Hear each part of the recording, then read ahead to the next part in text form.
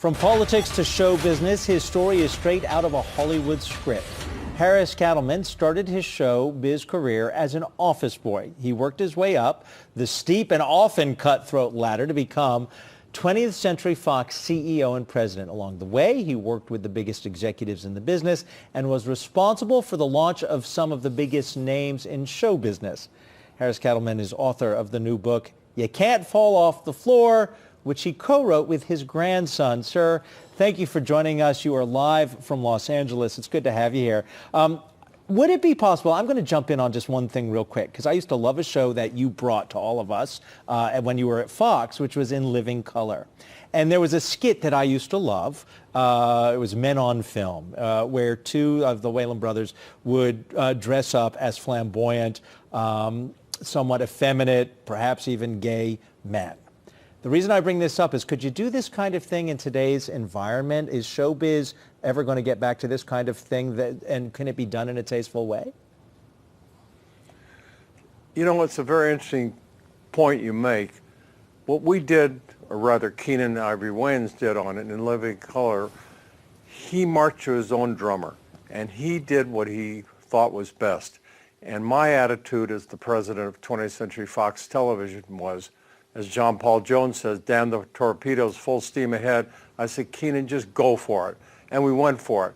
Our standards and practices people at Fox Network would go crazy, but we just kept going, and we had them push the envelope. And I think that's really the reason for the success of the show, is the viewer didn't know what to expect. It was the unexpected. And I think that had a lot to do with the success of the show. Well, in terms of your own career trajectory, you worked with, you were the biggest name, or are one of the biggest names in showbiz, but people like Bob Iger, Rupert Murdoch, what did you learn from them? And what do you share about that in the book? Well, I really started working for Lew Wasserman, who I consider one of the genius of the entertainment business. He was the president of MCA when I started with him, and then he absorbed Universal. Bob and I met when I was president of 20th Century Fox Television, and Bob was president just of ABC Television. There was no Disney involved. They hadn't sold out to Disney. Bob was smart, he was clever, but he was honest, and his word was his bond. We did some monumental deals together. We did the Steven Bochco deal, which at the time we paid Steven $50 million to develop 10 series. And I was criticized by my contemporaries of the other studios saying, you've broken the mold, you did everything which was wrong. I learned that from Lew Wasserman. Lew Wasserman was the first person when Universal Studios was in trouble who made a deal for Jimmy Stewart to get 50% of the profits and work for no salary. He was criticized by the other studios. They said, you ruined the business. He didn't ruin the business. He just opened it up where actors became partners. I learned that from Lew Wasserman, and I did the same thing when I did the Steven Bochco deal with Bob Iger, where I said, okay, I'm going to spend $50 million, but I'm getting 10 series commitments. If one works, I'll be even. If two works, I'll be in profit. Well, it worked really well because NYPD Blue came out of that deal, and from the time I left Fox, which is 10 years ago, NYPD Blue generated close to $1 billion in revenue. So the $50 million I spent was smart. You have to take chances. If you don't take chances, you lose. And I'm not a loser. Harris, what does it mean that for the future of Hollywood, given how much power Disney now has? Look at the assets that it has acquired the past 5 years.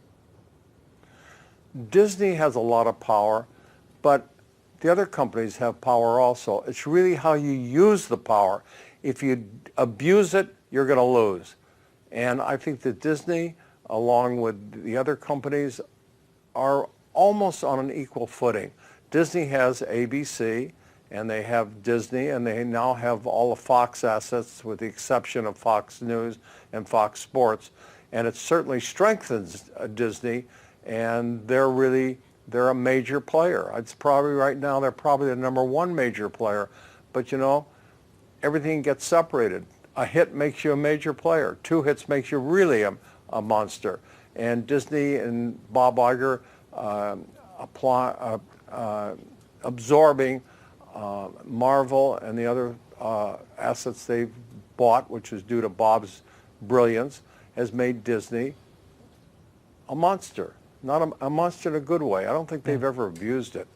All right. Harris Katleman, I apologize that we're short on time because we had the breaking news with Hong Kong, but we appreciate your being here. And people like to attack Hollywood, forgetting that every now and then Hollywood does something that brings us all together the way sports does. There's usually a movie or a show, Game of Thrones, and everyone's, is a country that unites us. So author of your Can't Fall Off the Floor, thank you for all of that and for joining us from Los Angeles. And thanks for having me. I appreciate it very much.